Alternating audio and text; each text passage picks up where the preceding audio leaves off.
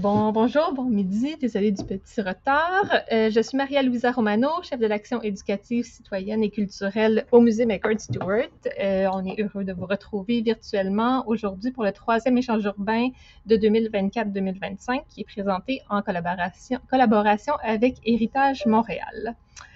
Avant de présenter la thématique et les invités, je prends un temps pour reconnaître que le musée McCord-Stewart, qui est situé à Montréal, est situé sur un territoire fréquenté et occupé depuis des millénaires par des peuples autochtones, territoire qui n'a jamais été cédé par voie de traité. La nation Kanien'kehá:ka démontre toujours un profond attachement envers ce territoire qu'elle nomme Tiohtià:ke.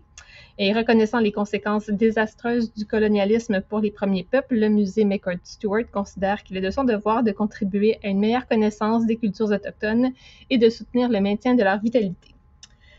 Ce midi, dans le cadre des échanges urbains, nous allons nous intéresser aux quartiers et aux communautés culturelles. Au fil des 2 derniers siècles, les quartiers ont reflété la diversité culturelle montréalaise marquée par les communautés qui les ont habitées. Mais ce trait de la personnalité de la ville évolue d'une génération à l'autre. Quelle est la part de cette géographie humaine dans le paysage culturel de la métropole? Comment préparer l'avenir? Donc, je vous présente les 3 invités qui vont discuter de la thématique et qui vont répondre à ces questions. Tout d'abord, Marjorie Villefranche, qui est la directrice générale de la Maison d'Haïti, un organisme communautaire situé dans le quartier Saint-Michel à Montréal, qui est axé sur l'inclusion sociale des immigrants et des demandeurs d'asile, ainsi que des populations fragilisées, sur la lutte contre le racisme et pour la justice sociale. Arrivée à Montréal en 1964 à l'âge de 12 ans, Madame Villefranche se consacre depuis plus de 40 ans à l'éducation et à la défense des droits des familles migrantes et des demandeurs d'asile. Les luttes contre le racisme, la discrimination et toutes les formes d'exclusion font partie de sa vie quotidienne. On souligne donc l'énergie avec laquelle elle consacre son temps et son énergie à faire avancer les dossiers d'accueil de réfugiés, des victimes de conflits armés et de catastrophes humaines ou naturelles.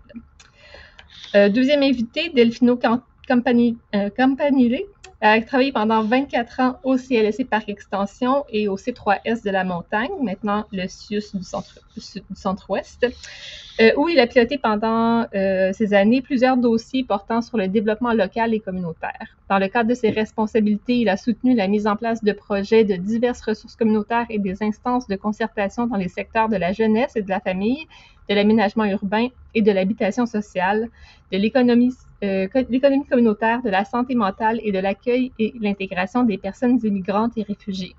Depuis 2010, M. Campanile est directeur général de l'organisme PROMI, qui vient en aide aux personnes immigrantes et réfugiées dans la région de Montréal.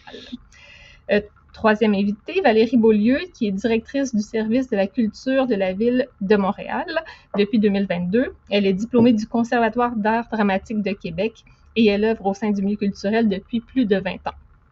Son parcours l'a amenée à travailler avec plusieurs organisations culturelles telles que le Théâtre des Écuries, le Festival du Jamais Lu et la Ligne Bleue, réseau et quartier culturel, organisme qu'elle a cofondé en 2011 et qu'elle a dirigé pendant 3 ans. De 2016 à 2022, Mme Beaulieu a occupé le poste de directrice générale de Culture Montréal, une organisation à but non lucratif, indépendante et non partisane, dont le mandat est d'affirmer le rôle central des arts et de la culture dans toutes les sphères du développement de Montréal. Alors, on remercie nos 3 panélistes, nos 3 conférenciers pour leur présence avec nous. Les questions peuvent être posées dans la fonction questions-réponses pour les personnes qui nous suivent sur la plateforme Vimeo ou sur Facebook. So today's lecture is in French, but questions can be asked in French or in English using the Q&A function in the Vimeo platform or on Facebook. C'est maintenant au tour de Dino Bombaro, directeur des politiques à Héritage Montréal, de vous adresser la parole.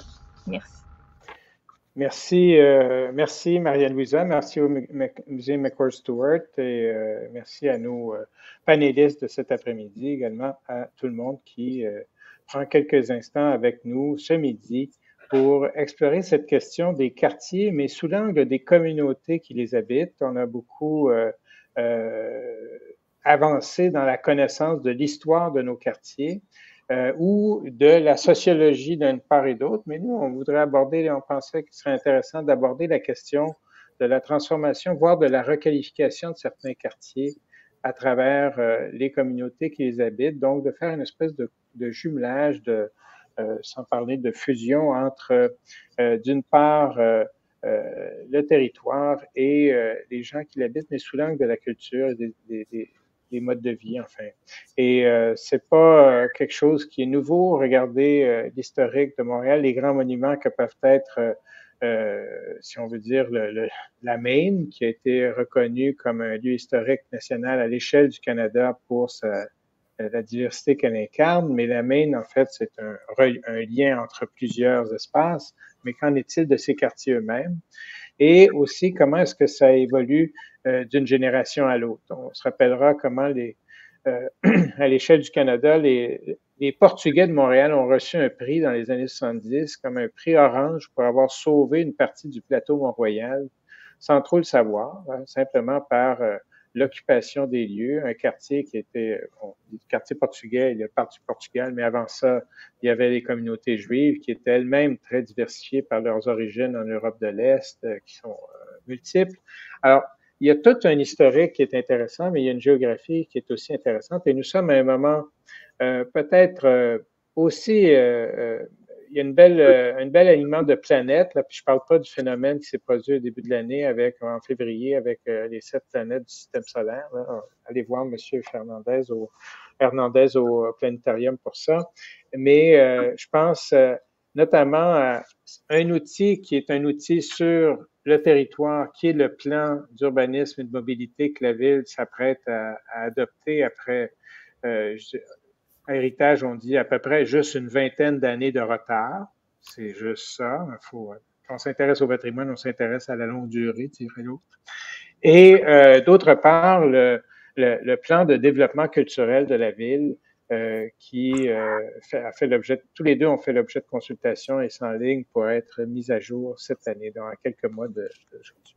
Donc, ce sont des occasions qui sont intéressantes pour voir non seulement discuter de cette question des quartiers, des communautés culturelles qui les habitent, les façonnent et d'une certaine façon, ils laissent des traces, que ce soit des lieux communautaires, parce que d'une génération à l'autre, ce sont pas des ghettos figés, ce sont des lieux en transformation. C'est un peu ce qu'on voudrait aussi explorer cet après-midi, ce midi, entre cette notion de culture et d'urbanisme à la fois.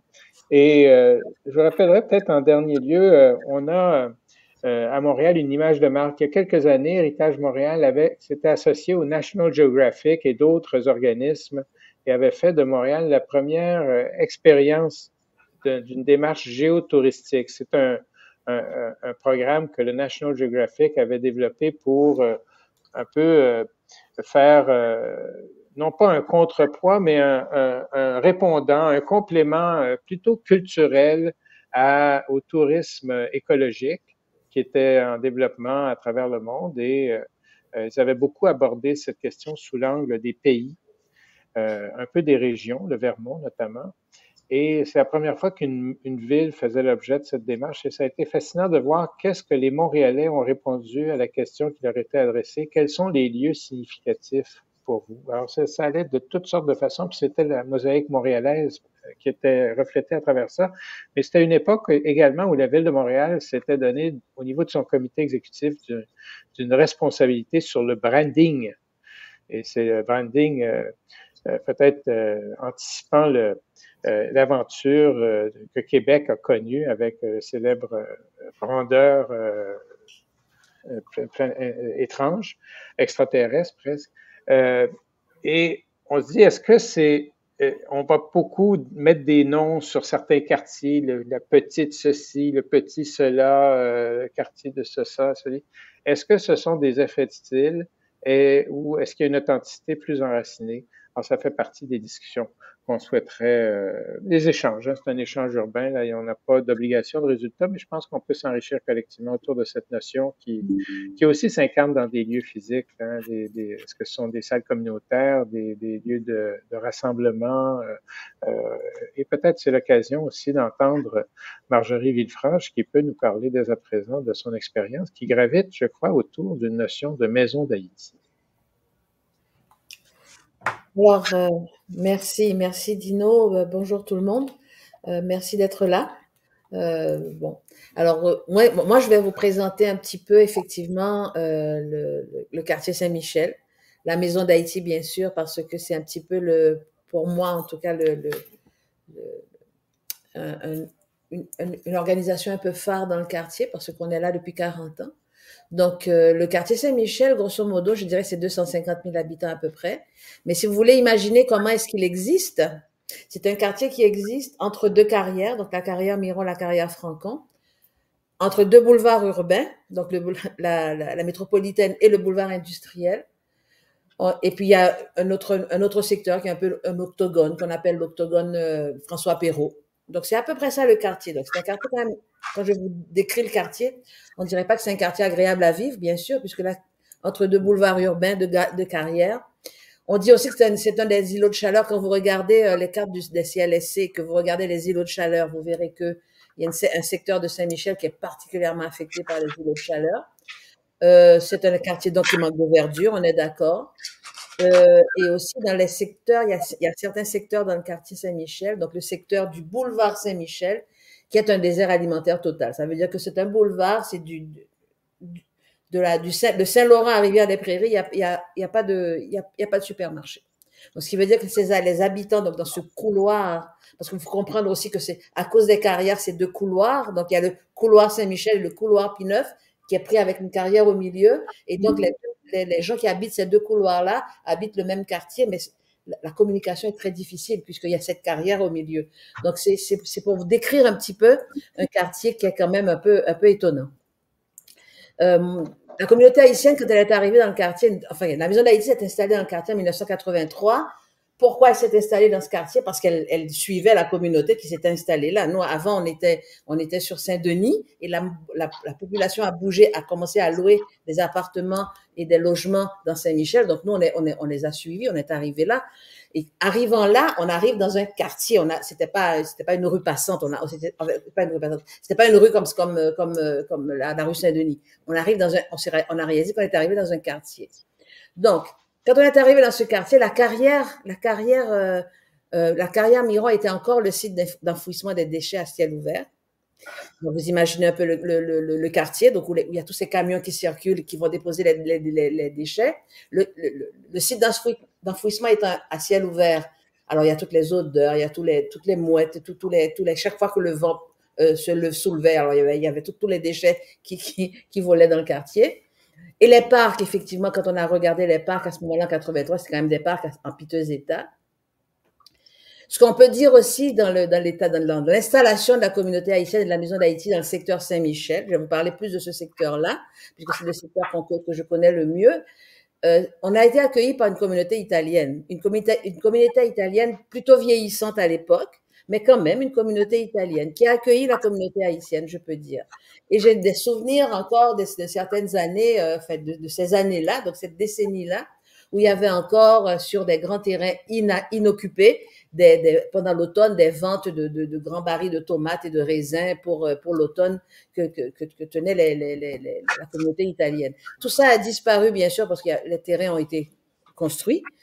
Et donc, tout ça n'existe pas, mais j'ai encore ces souvenirs, donc.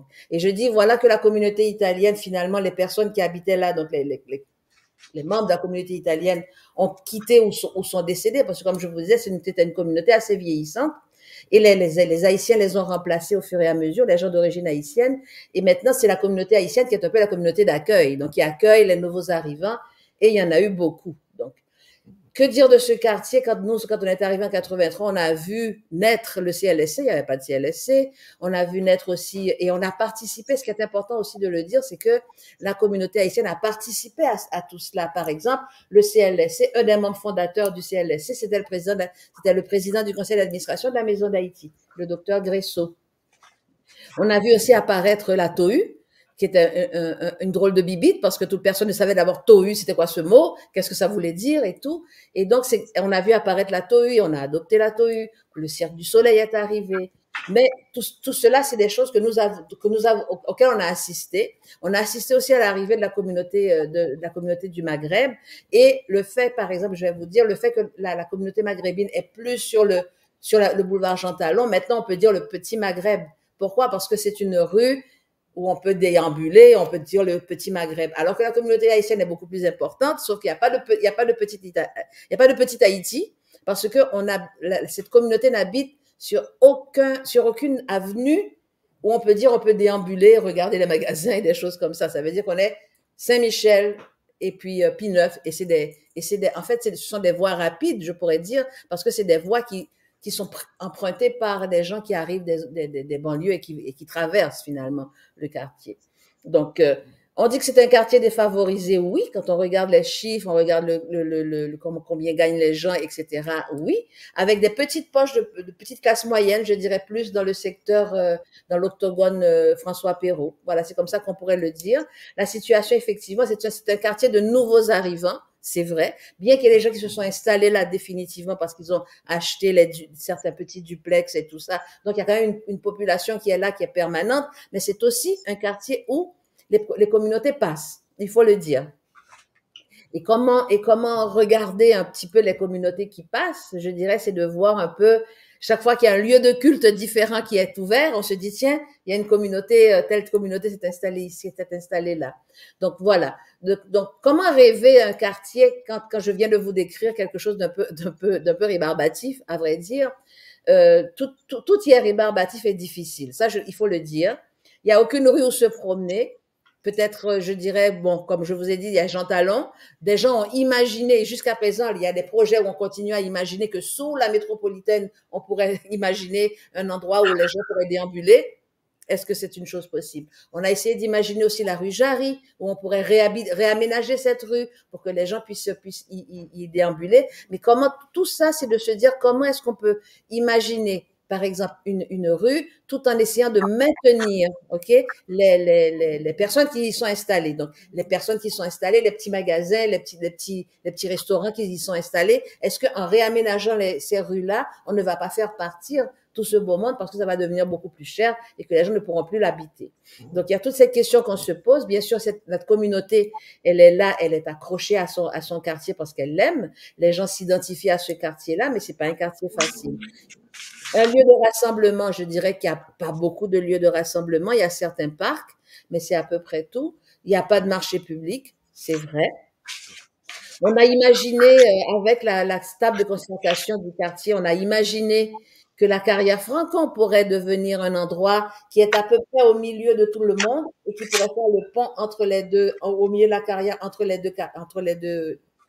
deux quartiers. Donc, cette carrière pourrait être réaménagée. On rêvait, c'est vrai. Si on veut rêver un quartier, on a rêvé que cette carrière était aménagée, qu'il y avait une passerelle entre les deux secteurs et puis qu'il y pourrait avoir un marché public et des choses comme ça. Mais pour l'instant, Dino parlait tout à l'heure du plan d'urbanisme. Il y a zéro prévu pour cette carrière qui est une belle opportunité, en fait, qui serait une opportunité unique de rêver comment est-ce qu'on peut réaménager une carrière et faire le pont entre deux morceaux d'un quartier, qui pourrait être vraiment quelque chose d'unique, de magnifique. Mais pour l'instant, on attend encore, mais on ne désespère pas. Il faut dire que les gens dans le quartier Saint-Michel ne désespèrent pas. Comment aimer ce quartier tout de même depuis 41 ans? Moi, ça fait 41 ans que la Maison d'Haïti est installée dans le quartier. Maintenant, la Maison d'Haïti, au départ, comme je dis, on a suivi la communauté haïtienne, mais arrivé dans le quartier, d'abord, on a rencontré la communauté italienne.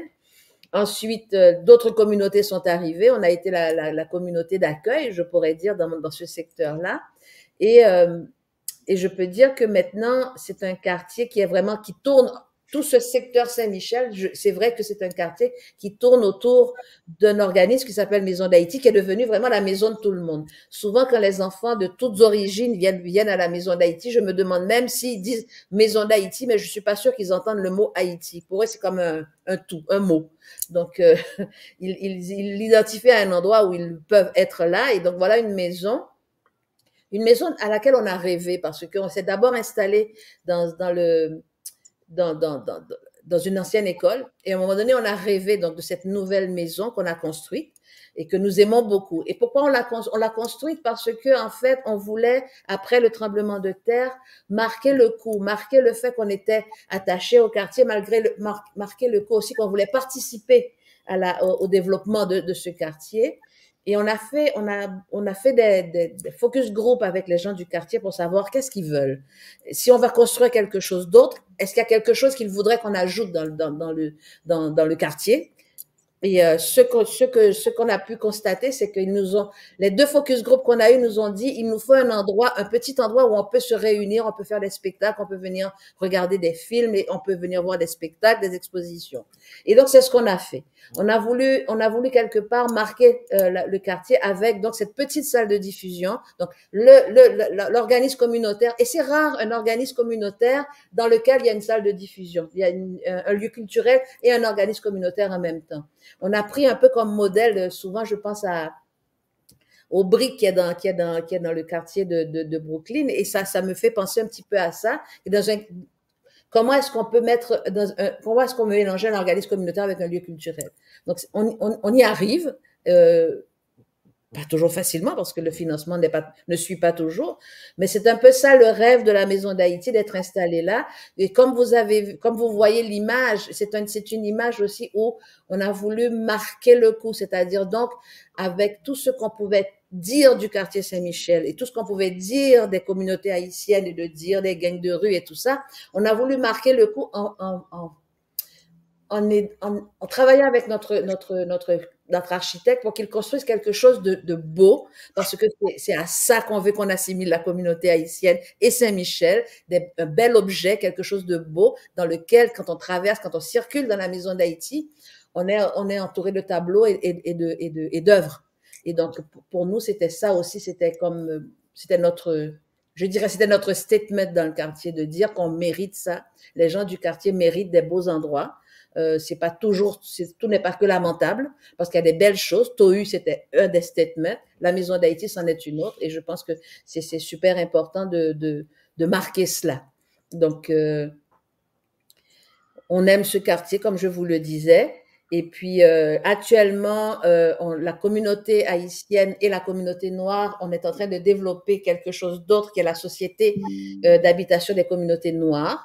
Et donc, actuellement, le plus grand des projets que nous avons est dans Saint-Michel, donc exact au coin de la métropolitaine et de Saint-Michel. OK, il y a un terrain qui est actuellement disponible, qui peut prendre 400 logements. Donc, c'est une des premières choses que cette société d'habitation veut faire. Et on espère en juin ou en juillet commencer la construction donc de cet espace qu'on va appeler Angélique Latimer.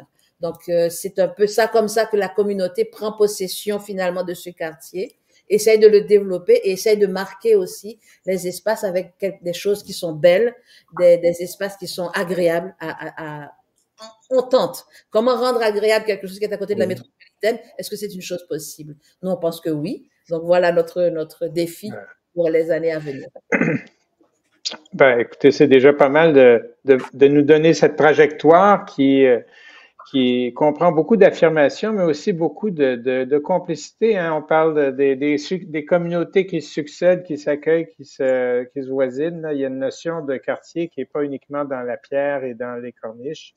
Et je pense que ce serait intéressant. On va revenir là-dessus aussi sur les projets, le lien avec l'habitat. Enfin, puisque ce qu'on comprend de Saint-Michel, c'est que ça devient un quartier d'ancrage, plutôt un quartier de départ. Hein. Mais on a peut-être passé la parole, merci Marjorie, à Delphino, qui a connu certains des... Finalement, je mentionnais la Maine tantôt, mais si on voulait ressentir vivre l'expérience de l'effervescence des communautés à Montréal, ben, il faut plutôt aller autour du métro Snowden ou du métro Parc ces temps-ci. Et je pense que c'est le cas de Parkex. On s'était rencontrés d'ailleurs dans les années 90 lors d'une consultation populaire autour de l'avenir de la gare Jean Talon qui a donné l'occasion à plusieurs voix de se faire entendre et notamment des voix avec beaucoup d'accent. Alors, Delphino. Ben, je suis pas sûr que je vais répondre à tes questions directement, Ninou. En passant, merci beaucoup. Pas de problème, je suis habitué à ça. Là, je vais y aller indirectement. Je voulais dire, en fond, bonjour à tous de participer à cette discussion. C'est sûr que c'est assez vaste quand on parle de l'impact des communautés culturelles sur les quartiers de Montréal. Moi, ce que j'aimerais faire, c'est peut-être plus aborder la dimension de l'accueil des communautés migrantes dans les quartiers de Montréal. Puis voir un peu, peut-être soulever 3 aspects que, dans le fond, fonder un peu sur mes observations, puis l'expérience aussi pratique sur cette question-là. Peut-être dans un premier temps, ce qu'on peut remarquer en fond, parce que dans le fond, les communautés immigrantes ont eu un grand impact là, sur Montréal, puis Montréal demeure effectivement le centre de l'immigration au Québec. Mais si on regarde un peu avant les années 80, c'est sûr qu'on avait tendance à voir certains quartiers comme étant des lieux d'accueil, d'installation de certaines communautés qui ont investi, développé, puis c'est devenu un peu le quartier dans lequel la communauté se retrouvait pour plusieurs temps, même plusieurs générations. On pense à la petite Italie, la petite Grèce, on pourrait aussi ajouter le ou la petite Haïti que Marjorie vient juste d'étaler, où ce qu'on trouvait effectivement un point de repère important pour ces communautés-là. Mais avec le temps, ce qu'on voit, c'est que les quartiers de référence pour des communautés particulières qui viennent façonner ces quartiers-là en fonction de leur image. On peut penser à la Casa d'Italia qui, quand le fond, a beaucoup marqué le nord de la petite Italie. Les centres helléniques qui étaient à l'intérieur de Parc Extension, ils se sont déplacés sur un plus grand site par la suite à Côte-des-Neiges. Peut-être aussi regarder la communauté portugaise dans le plateau. Mais on peut voir effectivement que peut-être il y a une sorte d'évolution. Je ne sais pas si c'est une démarcation rigide, mais c'est sûr qu'il y a des chevauchements. Mais qu'est-ce qu'on peut remarquer dans le fond, c'est que des quartiers deviennent beaucoup plus fluides en fonction de l'accueil des personnes immigrantes. Et dans ce contexte-là, les lieux qui sont fréquentés deviennent des lieux moins identifiés à une seule communauté pendant longtemps. La Casa d'Italia demeure toujours, même si c'est utilisé à d'autres fonctions et la communauté italienne est présente, mais pas nécessairement toutes ces activités sont concentrées là. Je ne peux pas parler pour le centre Leonardo da Vinci à Saint-Léonard. Alors, c'est donc des lieux qui deviennent un peu plus partagés à ce niveau-là, mais qu'on peut encore retrouver dans des quartiers, des lieux de culte qui sont particuliers à certaines communautés religieuses ou des lieux communautaires aussi. Mais en général, ce qu'on voit, c'est une nouvelle fluidité. Ça m'amène au deuxième point, c'est peut-être l'émergence de quartiers qui sont plus des quartiers d'accueil, qui deviennent pluriethniques à ce moment-là, pas nécessairement déterminés par une seule communauté. Il peut y avoir des communautés qui sont plus présentes à des moments donnés, mais le quartier lui-même devient un lieu physique d'accueil et demeure. C'est quand même intéressant dans ce sens-là, comme tu disais, des nous. C'est pas des ghettos figés, mais dans le fond, des lieux qui sont vivants, qui respirent, qui développent à travers le temps, mais qui demeurent peut-être des lieux qui sont plus fréquentés par les communautés immigrantes. J'expliquerai rapidement le pourquoi. Quelques quartiers à Montréal qu'on peut effectivement identifier dans ce genre. Saint-Laurent, Bordeaux-Cartierville, Saint-Michel évidemment, et peut-être maintenant, on va aller jusqu'à l'ancienne ville de Montréal-Nord. Mais les deux quartiers que moi j'aimerais peut-être plus regarder aujourd'hui, c'est Côte-des-Neiges et Parc Extension. Côte-des-Neiges qui est quand même le quartier qui a le plus grand nombre de personnes immigrantes, et Parc Extension peut-être la plus grande concentration par rapport à son territoire en termes de population. Alors ça demeure quand même important dans ce contexte-là. Les faits marquants pour ces deux quartiers-là, qui sont plus des quartiers d'accueil maintenant, c'est des lieux qui sont pleins d'énergie, de vie, présence de plusieurs communautés qui partagent l'espace. À Côte-des-Neiges, on trouve 105 000 habitants, plus ou moins. À Parc Extension, peut-être un petit peu moins maintenant que 30 000. Mais 47% de la population de Côte-des-Neiges, en termes d'immigrants de première génération, ça peut être 47%. Au niveau de Parc Extension, c'est près de 60% encore, alors quand même des proportions qui sont quand même assez élevées. Et dans ce contexte-là, ces quartiers-là, depuis la fin des années 70, depuis les années 80, dans le fond, ont presque une vocation permanente ou quasi permanente d'accueil. On peut voir effectivement les vagues d'immigration se succéder à travers le temps, depuis ce temps-là même peut-être un peu avant, parce que Parc Extension comme Côte-des-Neiges avait quand même des communautés immigrantes, plus de souches européennes, qui par la suite ont accueilli et ont laissé la place aussi à les nouvelles communautés qui se sont établies.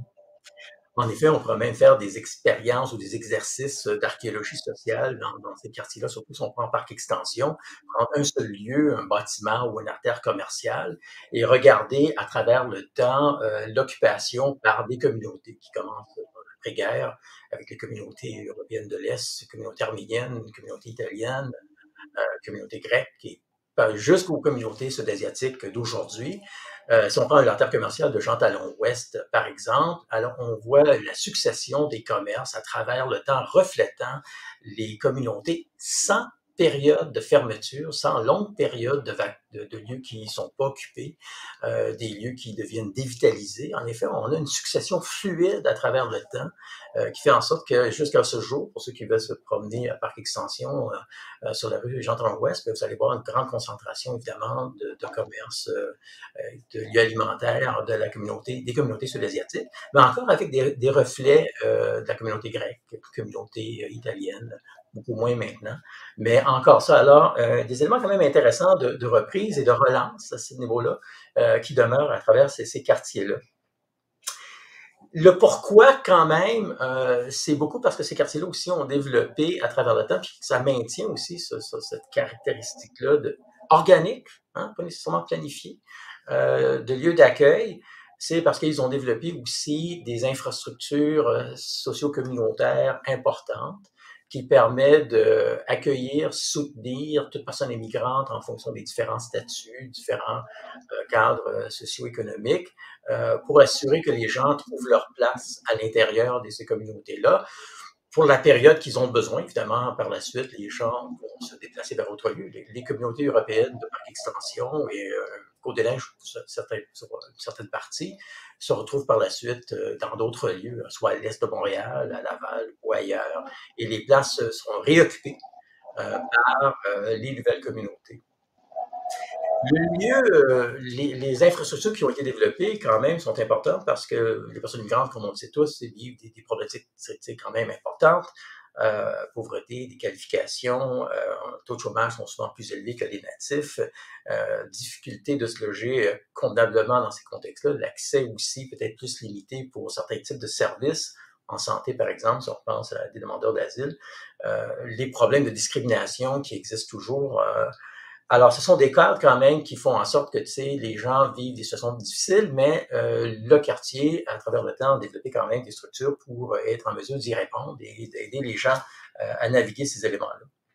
Alors, on trouve quand même des structures d'accueil qui misent beaucoup dans les deux quartiers, Côte-des-Neiges, Parc Extension, sur la francisation des personnes immigrantes, parce que les gens quand même viennent avec une connaissance du français ou de l'anglais, mais beaucoup plus évidemment de leur langue maternelle. Alors, important d'assurer un soutien à l'intégration par la langue française, l'aide à l'emploi, le soutien aux familles qui peuvent vivre des difficultés particulières, l'aide alimentaire qui permet aussi d'arrondir les fins de mois, le soutien aux locataires qui vivent des situations particulières. À Côte-des-Neiges, grand problème d'insalubrité des logements, surtout dans le bas de la côte, qui est le lieu qui est plus fréquenté, occupé par les communautés migrantes. Le haut de la côte demeure plus francophone et plus nanti, en lien aussi avec une présence d'étudiants de l'Université de Montréal.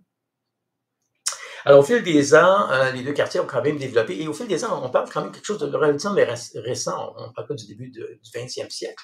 On parle vraiment peut-être des années 80, où comment on voit un peu les premiers jalons de ces structures-là mises en place dans les années 70, avec un développement qui s'accroît à partir des années 80, 90, 2000, jusqu'à ce jour.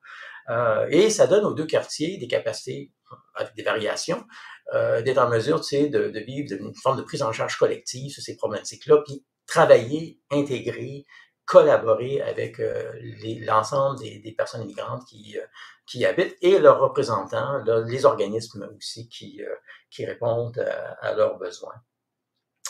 On retrouve aussi des structures de concertation qui ont évolué, mais qui se sont renforcées à travers le temps, assurant des liens essentiels, surtout entre le milieu communautaire et les milieux institutionnels, qu'ils soient scolaires, santé, services sociaux, police et autres éléments pour assurer qu'on est sur la même page et qu'on travaille sur les mêmes points de repère pour assurer que le vivre ensemble, dont on se vante beaucoup à Montréal, se réalise d'une façon convenable pour tous. Qu'est-ce qu'on remarque dans les deux quartiers aussi, et ça fait partie un peu, je pense, de pourquoi ces quartiers-là demeurent importants pour façonner un peu aussi une partie de la vie de Montréal. c'est qu'à l'intérieur de les communautés qui s'établissent, les gens viennent contribuer d'une façon quand même significative à relancer la vie sociale, la vie communautaire, à travers la fondation de nouveaux organismes, à travers leur participation à des organismes existants et aussi en fonction des instances qui existent. Je pense juste au conseil d'établissement des écoles, assurer une participation à travers leur processus là, qui ont amorcé d'intégration. Alors, ça commence, c'est des contributions qui sont importantes et qui viennent transformer aussi qu'est-ce que les gens voient en fonction d'un certain quartier. Le parc extension d'aujourd'hui, différent du parc extension de 1980, différent aussi de Côte-des-Neiges. Le Côte-des-Neiges aujourd'hui, différent du Côte-des-Neiges de 1980, 75. Alors, on voit que les contributions viennent non seulement assurer que les gens puissent participer, mais participer aussi à influencer, façonner ce que le quartier devient. Puis on voit surtout au niveau pas seulement, mais aussi au niveau des artères commerciales. Je disais tout à l'heure que il y a une reprise des lieux commerciaux, une relance économique qui fait en sorte que on vit pas des moments où les lieux sont barricadés, fermés, comme on peut voir dans certains lieux urbains ailleurs au Canada ou en Amérique du Nord. Mais ce qu'on voit, c'est des processus soutenus, des fois par les milieux communautaires, ou institutionnelle, mais largement assumée par ces communautés-là d'une façon organique, naturelle, d'investir, de développer leur commerce. Évidemment, pas tout le monde a nécessairement les mêmes moyens, mais je pense que c'est important de dire qu'il y a une partie où les communautés s'engagent directement et pour ceux qui ont besoin de plus d'un soutien, évidemment, les structures qu'on a mentionnées sont là pour travailler avec eux. À Côte-des-Neiges, c'est sûr que les artères principales se retrouvent Côte-des-Neiges, le chemin de Côte-des-Neiges, mais aussi Victoria, qui est un peu plus à l'ouest du quartier. Et on peut voir dans le bas de la côte de Côte-des-Neiges et au long de Victoria, quand même des présences importantes là, de différentes communautés qui sont reflétées dans les commerces et aussi, bien évidemment, dans la vie quotidienne de ces parties-là du quartier, avec les fréquentations des centres communautaires, et des commerces, des institutions. Qu'est-ce qui est important à soutenir, à soulever aussi, c'est que malgré le fait que les gens souvent sont récemment arrivés, puis on n'ira pas dans qu'est-ce que ça veut dire récemment arrivé, mais c'est sûr que quelques années, et les gens peuvent rester là aussi en bas de 5 ans, c'est le processus qu'on identifie comme processus d'installation pour les récemment arrivés. Mais les gens développent facilement un sentiment d'appartenance aux deux quartiers, qui est quand même intéressant, soutenu évidemment par leur participation dans le milieu communautaire, soutenu aussi par leur contribution, leur participation dans le milieu institutionnel, mais fait en sorte que les gens se voient impliqués dans le processus et s'identifient comme étant des gens de Côte-des-Neiges facilement, ou des gens qui sont de Parc-Ex. À l'époque, on vendait des t-shirts de Parc-Ex. Certains avaient même des tatous, c'est pas. Mais peut-être j'exagère. Certains, mais je sais que Dino avait demandé si c'était possible d'avoir un tatou de Parc-Ex Forever. Non, j'ai pas demandé ça. Non. Ah, t'as pas demandé ça. OK, peut-être c'est moi qui fais. Non, c'est une tuque. L'autre élément qui est... Ouais. On peut peut-être conclure pour passer à je vais finir juste pour dire, parce que c'est peut-être l'élément essentiel aussi, un des éléments essentiels, c'est que les quartiers sont quand même des lieux où on voit une cohabitation généralement paisible des communautés. On ne voit pas nécessairement des chocs majeurs. Bon, c'est sûr qu'il n'y a pas des conflits de temps à autre, mais généralement, ce qu'on voit, ce sont des gens qui cohabitent d'une façon paisible, ouverte, avec un certain niveau de tolérance. Et là, je ne pense pas que j'exagère. Il y a des moments qui peuvent être difficiles. Ça fait partie aussi des enjeux. Hein. Qu'est-ce qui guette souvent ces communautés-là? C'est l'importation des conflits dans des pays d'origine. Mais localement, on essaie de s'assurer que c'est géré avec des espaces d'échange et de communication. Voilà. Merci, Delphino. Enfin, c'est une invitation aussi à se promener. Nous, on aime bien la notion de promenabilité à Héritage Montréal. C'est un mot qu'on a inventé pour le sommet de Montréal de 2002. Et On a demandé à Dany Laferrière s'il pouvait nous aider à le mettre dans le dictionnaire. Il nous a dit que malheureusement, ils étaient à la lettre S et le temps qu'on arrive à P, tout le monde sera mort, même si c'est des immortels, hein, vous savez. Alors, c'est ça la magie. Mais avant de peut-être, il y a plusieurs points, mais on pourrait peut-être inviter Valérie Beaulieu, qui doit finalement, qui à travers sa table à dessin, là, c'est quand même la carte de Montréal. Il y a plein de choses là-dedans. Les maisons de la culture qui sont une invention un peu montréalaise de l'ère Drapeau, des bibliothèques qui deviennent des tiers-lieux, la politique culturelle qui a fait l'objet d'une consultation extrêmement riche de laquelle on a mis en évidence un peu ce que Anna Campagna soulevait comme question là, à l'instant sur la capacité de raconter son histoire. Ça fait penser aux cliniques de mémoire de l'ancien Centre d'histoire de Montréal, devenu le centre même. Mais je ne vais pas faire ton intervention, mais Valérie, que penses-tu de cette question?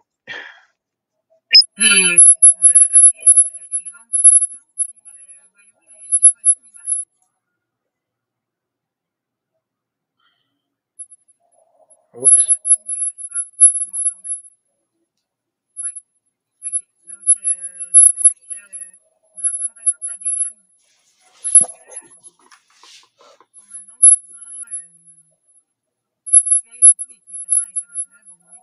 Moi, j'entends rien. Hein?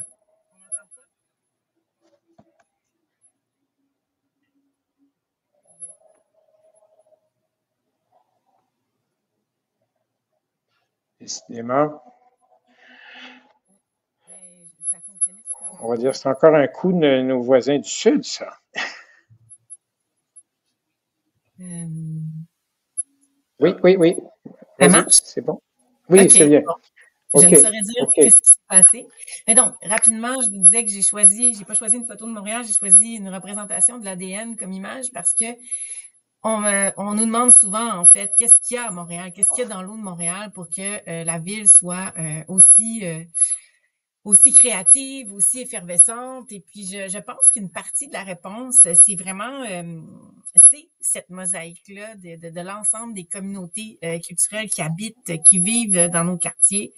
J'ai l'impression que c'est ces échanges culturels-là qu'on a au quotidien, que ce soit au niveau de la géographie, dans les infrastructures, mais aussi même dans l'offre culturelle qui font que on est ce qu'on est à Montréal. Ça fait vraiment, c'est ancré dans notre identité.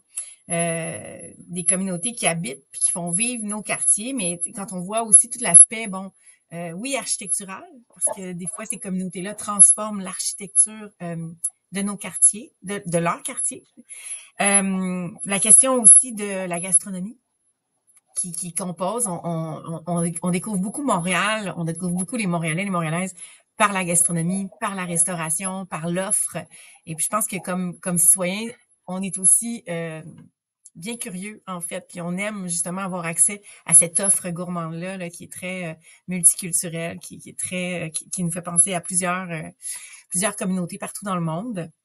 Il y a la question aussi des trames commerciales qui changent le paysage, qui nous permettent d'avoir une offre commerciale aussi très intéressante et diversifiée.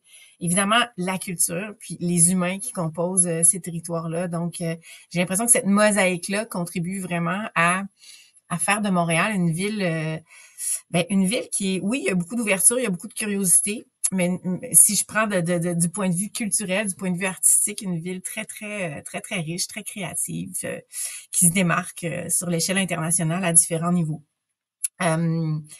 Donc, quand on est une ville, évidemment, je parle aujourd'hui comme directrice du service de la culture, comment on fait pour développer, puis je fais référence aussi évidemment à l'ensemble des plans, mais oui, il y a dans le plan d'urbanisme et de mobilité, mais surtout, je vais parler surtout de la politique de développement culturel, mais comment on fait donc pour préserver cette authenticité-là, tout en développant, en organisant, en encadrant certaines choses comme ville. Puis ça, ça passe beaucoup par différentes mesures. On a beaucoup travaillé au niveau de la politique de développement culturel on a travaillé les 4 orientations de la politique, donc une qui est vraiment beaucoup plus sur le territoire, les infrastructures, une qui est beaucoup sur l'offre culturelle, l'accessibilité, la participation à la culture pour l'ensemble des citoyens, des citoyennes.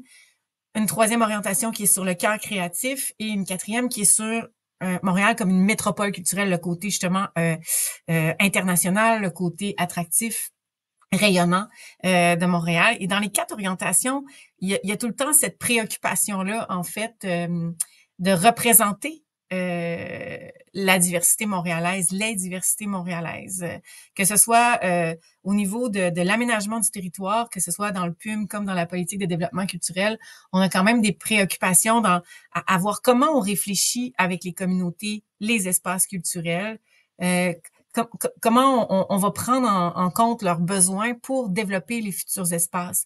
J'ai en tête, par exemple, ce qu'on est en train de construire à la frontière de Montréal-Nord et dans une petite quartier-ville, Cœur Nomade, qui porte le nom de qui est en référence à Dany Laferrière, justement, où on a bâti, là, on est en train de bâtir une bibliothèque, un centre communautaire, une maison de la culture, là.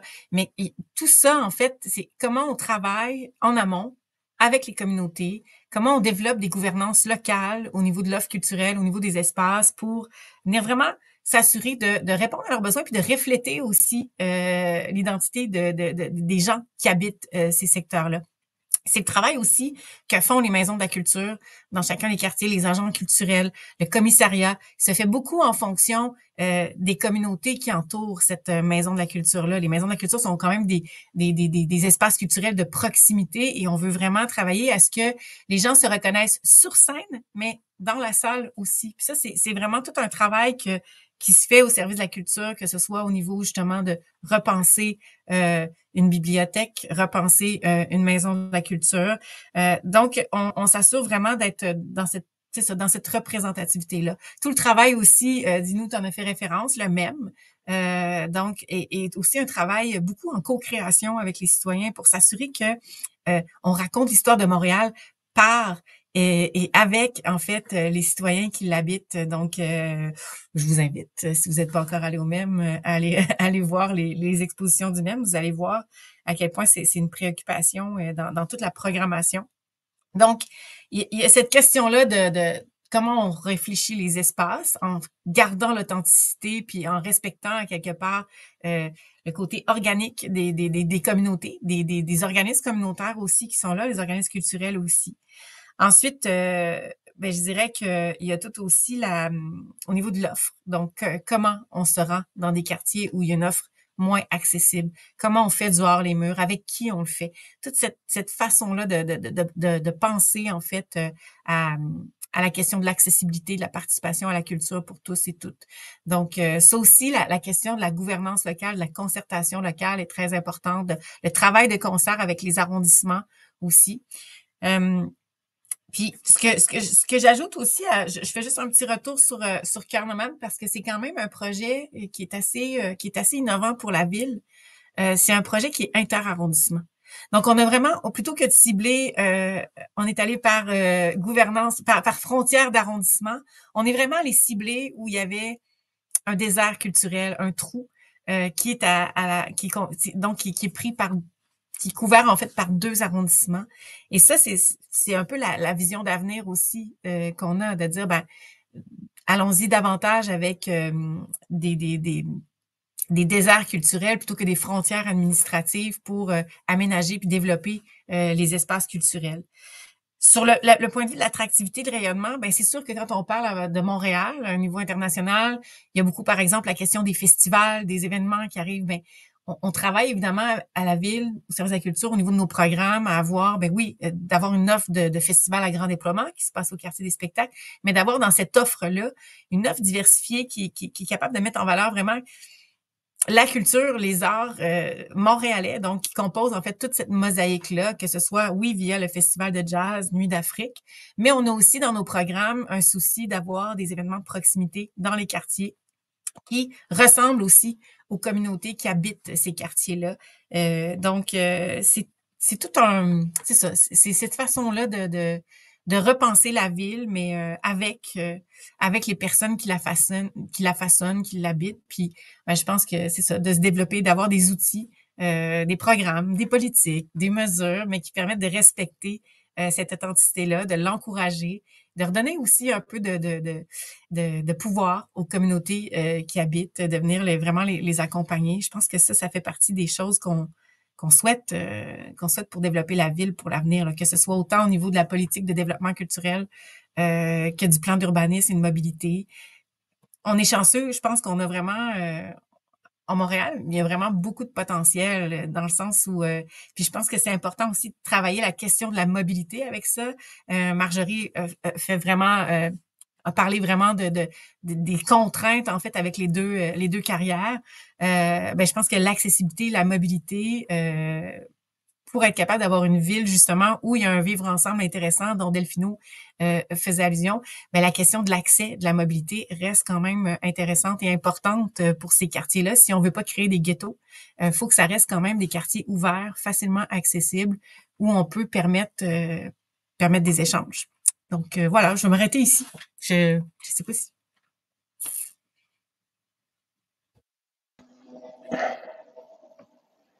Oui, merci, merci Valérie. Effectivement, je notais toute la question on parle beaucoup, par exemple, dans le domaine des milieux naturels, de la trame verte et bleue, enfin, un réseau sur le territoire des différents milieux naturels, des espaces d'intérêt écologique, etc. L'idée d'une trame des lieux de culture et des lieux enfin, c'est difficile de parler d'identité parce que c'est toujours un mot un petit peu qui peut être radioactif par moment. Là, on a juste à ouvrir le journal si les gens font encore ça. Mais est-ce que cette idée d'une trame peut être compatible avec les Moi, j'ai trouvé ça très intéressant quand on nous parle d'un projet interarrondissemental. C'est un autre mot qu'on avait inventé pour la consultation avec Marie Lessard sur le premier plan d'urbanisme de 2004 de la nouvelle ville, et d'avoir peut-être une géographie réaliste parce que dans le fond, on voit qu'il y a des initiatives dans les communautés qui sont qui se développent à partir d'une certaine lecture organique du territoire. Puis ça peut-être cette notion de trame peut être intéressante. Je reviens sur le cas de la maison d'Haïti de Marjorie parce que on nous parlait des limites. C'est un territoire immense auquel on a fait référence on peut le décrire effectivement, il est grevé du résultat de beaucoup de négligence, mais on voit comment maintenant il y a des opportunités, des réappropriations. Est-ce que la réappropriation dans le quartier de Saint-Michel est un phénomène qui se passe d'une génération à l'autre, ou un peu comme Delphino le mentionnait, où on a des quartiers d'installation puis des quartiers d'accueil qui ensuite essaiment sur le territoire. Comment ça se passe par rapport à ça? Mais en fait, moi, ce que je dirais, c'est un peu des deux. Comme j'expliquais, il y a des gens qui sont arrivés et qui se sont installés et qui ont acheté leurs petits trucs et qui habitent là vraiment pour toujours, entre guillemets. Et il y a des gens qui passent. Donc, c'est un peu les deux, hein. Je veux dire, il faut aussi imaginer qu'on est entre les deux. Et ça donne un peu ce que vous disiez, la maison d'Haïti, c'est aussi un peu la maison de tout le monde, là, parce que dans le fond, c'est un espace qui accueille et qui sert et qui est intéressant. Puis les enfants, autant que les personnes aînées, ont du plaisir là-dedans, c'est ça? Oui, tout à fait. Ça porte bien son nom, maison. C'est la maison. OK, voilà. Maison. Très bien. Et vous parliez aussi des frontières, en fait, ces carrières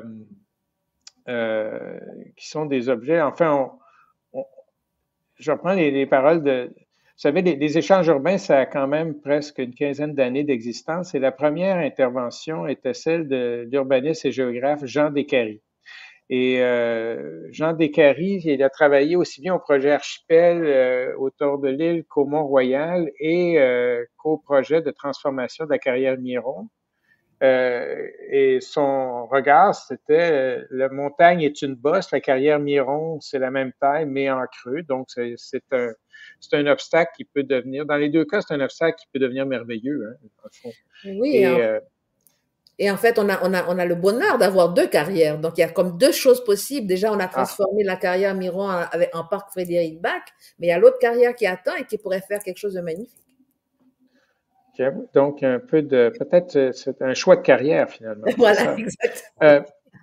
Delphino, on s'était parlé avant de circuit. Est-ce que c'est quelque chose que c'est moi qui ai mal pris ça dans mes notes, mais cette idée d'avoir dans les quartiers sur lesquels tu travailles peut-être des circuits virtuels ou des choses comme ça qui permettent aux gens de se repérer parce qu'on a l'impression que les communautés passent, mais on oublie qu'elles laissent des traces aussi, même en se déplaçant. Tu parlais de la Casa d'Italia, mais on regarde les anciennes synagogues à certains endroits, on voit des bâtiments qui portent des noms qui étaient des salles d'assemblée, même de syndicats, qui ont eu aussi une vie très réelle dans les communautés. Est-ce que c'est quelque chose sur lequel vous travaillez?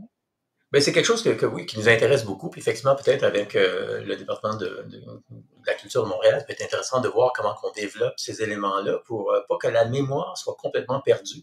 C'est puisque ça s'efface avec les nouvelles couches de personnes qui arrivent et qui sont superposées une par-dessus l'autre.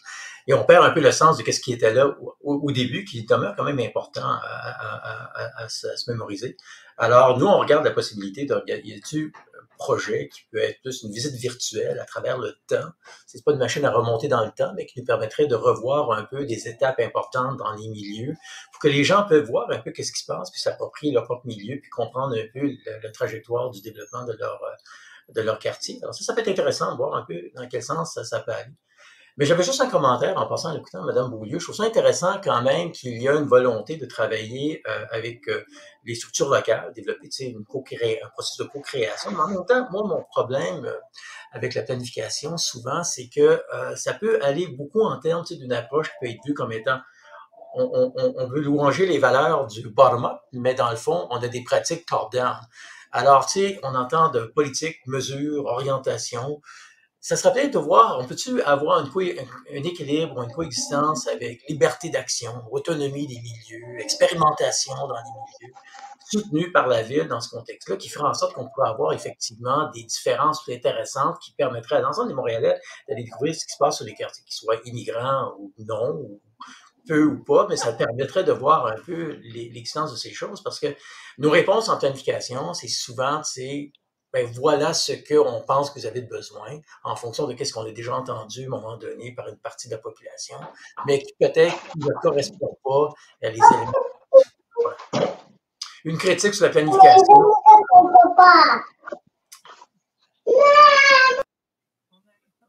Voilà le cri de désespoir. C'est ça, c'est le cri de l'avenir, n'est-ce pas, qui nous atteint tous les jours. Mais une chose que tu mentionnais, Delphino, c'est la question des artères commerciales. Et ça, je pense que c'est intéressant parce que, bon, en général, vous savez, les échanges urbains ont aussi cet intérêt à voir comment les choses se transforment et quels sont les enjeux. Puis on voit comment les quartiers se requalifient. Ce qui a été décrit ici, c'est une façon une requalification sociale. C'est pas juste une requalification par la mise à jour des infrastructures, les égouts. Bon, ça en prend évidemment. Il faut pas faire lever le nez sur les égouts là, parce que sinon c'est une très mauvaise idée. Hein. Ce que on se pose comme question, c'est avec les artères commerciales, est-ce qu'il y a moyen je me rappelle d'un projet que le YMCA avait fait au centre-ville. On parle, je pense qu'effectivement, il faudrait poser la question, est-ce que le centre-ville est un quartier ou quelque chose d'autre? Puis, on a eu tendance à opposer l'un à l'autre, mais dans le fond, c'est comme le Vieux-Montréal, là. C'est pas, le Vieux-Montréal, c'est une locomotive qui fait avancer un train général, un train collectif de patrimoine. Mais le YMCA avait fait une exposition de photos dans les vitrines. Ça a l'air niaiseux, là, mais ou simple aujourd'hui, on trouverait ça tellement primitif comme idée, mais c'était tellement intéressant de se promener sur Sainte-Catherine avec des photos de tous les quartiers de Montréal qui apparaissaient. C'était une espèce de corridor à sa façon, là, mais qui n'a pas été démantibulé, quoi. Et les locaux commerciaux deviennent des espaces. Puis on parle d'expérimentation. Est-ce que ça peut être Valérie parlait du hors des murs. Dans le fond, on a à travers les quartiers des points d'ancrage. Puis là, on voit que ça peut être des équipements municipaux, ça peut être des équipements interarrondissementaux, ça peut être je ne veux pas dire des bibites, là, mais des inventions nouvelles. Puis il faut quand même réaliser qu'on en a inventé des affaires. Si on faisait l'inventaire de ce qu'on a comme équipement communautaire à Montréal, on verrait que on a une grande diversité de formes. Tu sais, c'est pas juste des équipements planifiés ou qui font. Tu sais, c'est comme même dans les réseaux de santé, on voit ça aussi. Est-ce que c'est ce genre d'espace, la rue commerciale, parce que j'essaie de ramener ça sur cette notion d'architecture. Il y a quelques années, on a eu un échange urbain justement sur la dimension des communautés culturelles dans certains contextes. Et il y avait le maire de Souza, de Saint-Laurent, qui était là. Il y avait Annick Germain de l'INRS et notre ancienne présidente vénérée. Et puis, Justin Bure, là, très actif historien et passionné de Boulard Saint-Laurent. Puis on se posait la question, on a toujours l'impression que cette dimension ethno-culturelle, je ne sais pas trop quel mot utiliser pour être bien, mais ça fait partie du software de la ville, alors que dans le fond, ça a créé des lieux réels, tu sais, puis ce soit les parcs, ce soit les espaces commerciaux. Et est-ce qu'on a une géographie de ces lieux-là? Est-ce que moi, je serais intéressé à le comprendre? Est-ce que tu me poses la question ou Moi, c'est ça, oui. Ben, je suis l'animateur, là, je peux divaguer, mais je pense que ce serait plus intéressant si vous aviez une contribution sur ce sujet que je juge très pertinent. Ben, je ne sais pas, Mme Beaulieu avait peut-être une réponse, mais on pourrait ajouter quelque chose par la suite. Le son. On a. Les cartographes. Je tiens à dire qu'on est entièrement solidaire de la Ville de Montréal. Ce n'est pas une opération pour couper la voix de la Ville. Non. On n'est pas aux États-Unis, là, ici. Non, mais ce qui est compliqué avec les inventaires, les cartographies, c'est justement ce dont on parle, c'est que un territoire est habité par plein de types d'infrastructures différentes, que ce soit, on parlait du centre Da Vinci à Saint-Léonard, on parlait donc il faut tenir compte en fait des composantes qui existent, qui est pas nécessairement des infrastructures municipales. Puis quand je dis on veut vraiment travailler, développer avec des gouvernances locales, c'est vraiment de tenir compte de l'existant autant du côté communautaire, autant du côté culturel, qui est pas nécessairement de la ville, mais dire que c'est des lieux qui sont déjà là. Donc, cet inventaire-là, cette cartographie-là, puis là, si on revient au tram commercial, je pense pas qu'on a quelque chose, je pense qu'elle serait très complexe à faire, en fait, parce que de quoi on tient compte, en fait, comme type d'équipement, d'infrastructures, c'est très vaste quand on voit tout ce qui existe dans plein d'arrondissements, justement par des organismes communautaires, des organismes culturels très créatifs là qui font toutes sortes d'actions qui sont pas nécessairement je donne l'exemple des exemples que je connais à Bibliothèque Côte-des-Neiges avec le bibliofrigo, je veux dire c'est une bibliothèque par définition, c'est peut-être pas le lieu auquel on pense pour un désert alimentaire d'aller chercher des denrées, mais la collaboration avec les organismes locaux puis le travail des gens en bibliothèque ont fait que à la bibliothèque Côte-des-Neiges, il y a un bibliofrigo parce que il y a un désert alimentaire là, il y a des populations qui ont des besoins. Donc c'est des initiatives qui sont extrêmement difficiles à inventorier parce que tellement des fois originales, créatives, adaptées aux besoins des communautés là vraiment mais micro-locales. Puis ça nous amène tantôt, on a ouvert un peu la question des locaux vacants, par exemple, qui est quand même très complexe. C'est dans le PUM, c'est des choses sur lesquelles on veut réfléchir aussi dans la politique de développement culturel, mais il y a tellement des particularités d'un territoire à l'autre que d'inventorier est extrêmement complexe si on veut faire un inventaire global, en fait, et pas juste la ville. Ben, sans faire un inventaire. OK.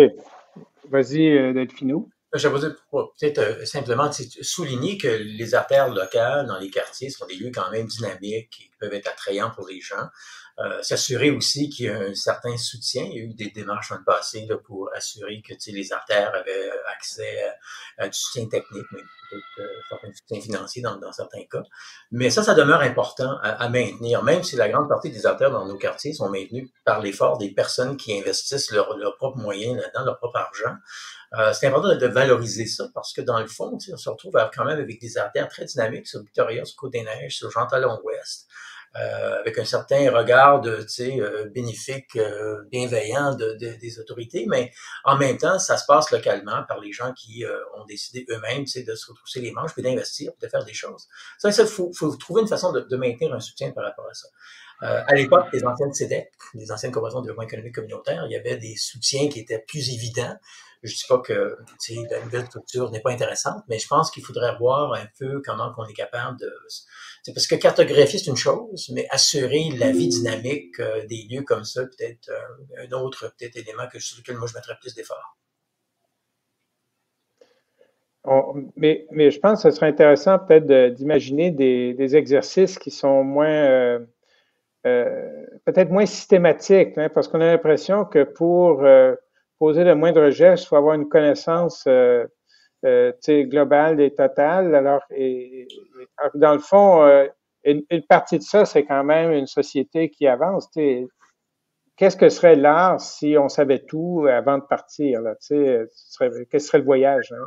Il faut penser aux Polynésiens, là, au peuple du Pacifique qui ont exploré cet espace gigantesque sans GPS. Aux Portugais, ils sont partis dans des coques de noix, tourner autour de l'Afrique, etc. Peut-être pas avec les meilleurs motifs, là, j'avoue, mais ils l'ont quand même fait. Ils n'ont pas attendu qu'on leur dise qu'est-ce qu'il y avait de l'autre bord de l'océan pour faire quelque chose. Et peut-être qu'il y a lieu ce serait peut-être intéressant, on a dans le cadre de la CMM, la communauté métropolitaine, on a un mécanisme qui est qu'on peut juger, là, mais qui a quand même qui est celui de l'Agora métropolitaine. Et peut-être à tous les 2 ans, c'est une occasion pour les élus, les administrations publiques et la société civile de faire le point sur l'avancement du plan métropolitain. Mais ça, bon, avec le temps, évidemment, ça se je ne vais pas dire que c'est moins fluide parce que les choses sont plus connues, tout ça, là, mais ça peut être intéressant de faire un rendez-vous des quartiers aux 2 ans à Montréal là, pour appuyer les efforts des politiques et aussi de mettre en commun une espèce de brouhaha. Là, le mot TAU est à l'air, nous a été mis à l'honneur par Marjorie, mais dans le fond, TAU, c'est certainement pas une démarche rationnelle planifiée avec un plan quinquennal, là, le mot lui-même, là, mais il y a des acrobaties à faire, peut-être, c'était une idée. On a, je m'excuse, on a quelques questions, j'en ai apporté, mais on mentionnait par exemple le cas de la Plaza Saint-Hubert, qui est pas perçu comme une espèce de parcours de la diversité, mais qui peut-être pourrait gagner à l'être reconnu. Il y a peut-être des attributions un peu non officielles à établir qui pourraient se faire peut-être plus facilement par des organismes du milieu que par les pouvoirs publics. Hein. Et ça pose la question de Saint-Hubert, c'est si on veut réaménager, là, ça a été mentionné tantôt par Marjorie, si on veut réaménager un lieu pour en faire un espace de déambulation, finalement un espace public collectif, ben ça va prendre des pépines, puis ça va prendre des cônes, puis ça va prendre du temps, puis ça va prendre beaucoup de patience. On a l'impression que, sans compter l'argent, là, mais comment est-ce qu'on peut faire cette transition vers le meilleur sans tu sais, l'avenue du Mont-Royal, dans les années 70, on fait toutes sortes de travaux d'amélioration qui ont essentiellement envoyé l'artère quasiment au cimetière. Et ça a pris des efforts colossaux par la suite et communautaires pour la revitaliser et donner la vie qu'on connaît aujourd'hui. Peut-être ce serait intéressant de toucher à ces lieux-là. Mais je pense que les artères commerciales ont un potentiel. Elles existent. Souvent, il y a des regroupements. Ça peut être un hors les murs qui est pas si loin que ça pour atteindre quelque chose. Peut-être qu'on pourrait, je vois le temps qui avance et autant pour m'empêcher de trop parler que pour remercier nos participants et surtout les personnes qui ont pris le temps d'écouter cet échange. J'inviterais peut-être nos 3 panélistes à un petit mot de la fin en commençant par Marjorie. Ben alors, le mot de la fin, je pense que peut-être tu l'as un peu dit, si on imagine, donc si on rêve de cet interquartier, ça peut être intéressant aussi de voir comment comment aider certains quartiers moins bien lotis en termes géographiques à devenir quelque chose d'un peu plus agréable aussi. Donc, je pense que c'est un travail aussi qu'on doit faire ensemble, parce que il y a des quartiers où c'est tout à fait naturel qu'il y ait comme ça des parcs, des ceci, des cela, et d'autres quartiers terriblement mal lotis. Donc, je pense que si on parle d'interquartier, c'est aussi ça. Hein. Donc, une interconnaissance aussi pour oui. une solidarité un petit peu plus, une collaboration. Merci. Delphino?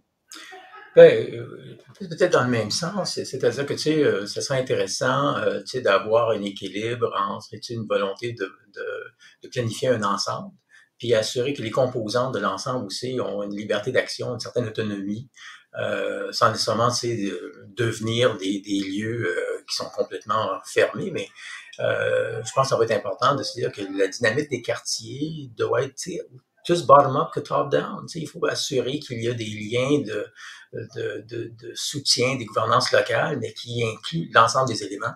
Puis de voir comme si on peut alléger aussi les approches administratives, municipales, la réglementation. Il faudrait voir dans ce contexte-là comment on peut soutenir les démarches locales et pas les étouffer. Donc, un espace d'initiative, des moyens de le laisser s'épanouir. Valérie Beaulieu? Je répondrais, et je ferai un mot de la fin aussi.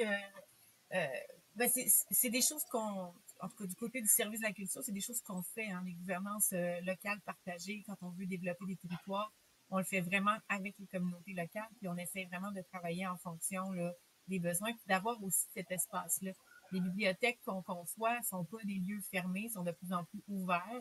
Il y a de moins en moins de rayonnage de livres dans nos bibliothèques, mais de plus en plus d'espaces citoyens, des laboratoires culinaires, des Fab Labs.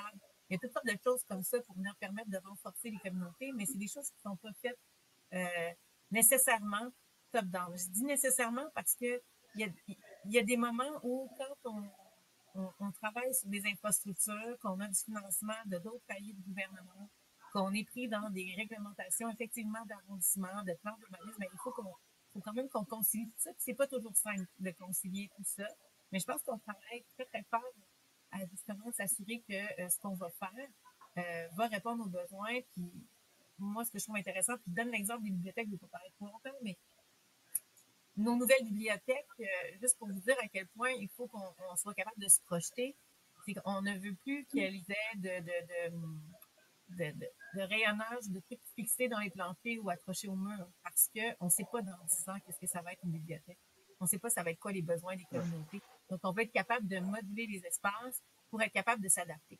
Je pense que c'est dans la philosophie aussi de dire que quand on veut développer dorénavant des espaces du côté de la ville, on veut davantage identifier, justement, comme Marjorie le signalait, des quartiers. On a développé un indice d'équité des milieux de vie où on est capable de voir les différentes vulnérabilités des milieux et de voir où est-ce que la ville et les arrondissements doivent concentrer leurs efforts, leurs programmes, leur énergie pour intervenir peut-être de façon un petit peu plus cohérente, tout le monde en même temps, pour vraiment venir soutenir un milieu qui en a bien besoin. Donc, on est dans cet esprit-là de plus en plus. C'est sûr que la gouvernance de la ville, elle est très complexe avec ses 19 arrondissements, ses anciennes villes liées. Il y a ses services centraux. C'est pas nécessairement évident, mais il y a une réelle volonté de faire converger toutes les expertises vers les besoins, en fait, des communautés. Ça, je n'ai pas toujours été à la ville, ça fait seulement 2 ans et demi, mais je peux vous dire que de l'interne, je sens cette réelle volonté-là, puis j'en suis très, très fière, d'une certaine façon, de sentir qu'il y a cette volonté-là, qui n'est pas, je le concède, toujours évidente, avec la lourdeur des fois administrative et réglementaire qui existe. Mais ça, je pense que tout le monde en est bien conscient. Il y a vraiment une volonté d'essayer de travailler au mieux, au plus efficace. Ben, écoutez, merci. C'est sûr qu'on pourrait faire une saison complète sur la lourdeur administrative et tout ça, mais rappelons-nous que les oiseaux arrivent à contourner les montagnes et peut-être qu'on a plus intérêt à choisir de battre des ailes plutôt que de dire faudrait que la montagne commence à bouger. Tu sais. Et mais je voulais vous remercier. C'est un échange. En fait, je pense que ce sera intéressant de voir comment est-ce cette notion d'authenticité, parce qu'on a toutes sortes de structures, notre façon mécanique de voir les choses, mais il y a des mots comme ça qui sont à la frontière entre le mécanique, le spirituel, le poétique, tout ça, l'authenticité des quartiers montréalais. Là, Félix Lambert a travaillé là-dessus, d'autres se sont penchés, et il y a certainement quelque chose à imaginer qui ne répondent pas uniquement à la définition de Montréal décrite par ces structures politiques, hein, parce que des fois, c'est une cartographie technique qui est superposée sur une cartographie réelle ou imaginaire ou humaine. Alors, on va voir comment est-ce qu'on peut faire ça pour évidemment, on va se donner un plan de 5 ans pour réaliser tous ces objectifs avec des indicateurs de performance et tout ça. Mais plus sérieusement, peut-être que ça invite les quartiers à se rencontrer plus souvent.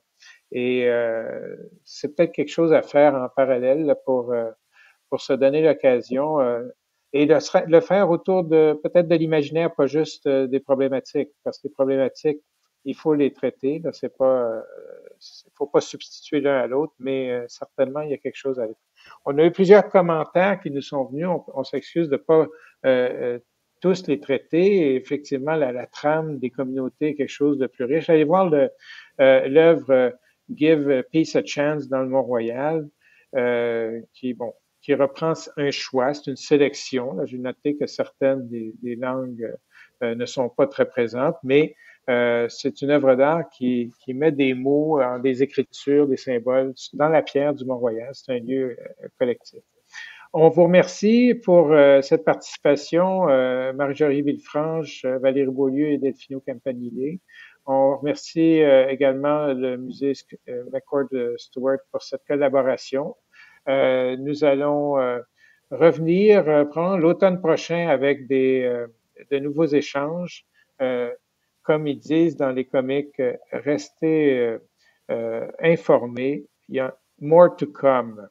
Et alors, autrement, cette séance pourra être disponible sur l'Internet par la suite. C'est une bibliothèque de ces échanges urbains qui mérite d'être fréquentée de temps en temps.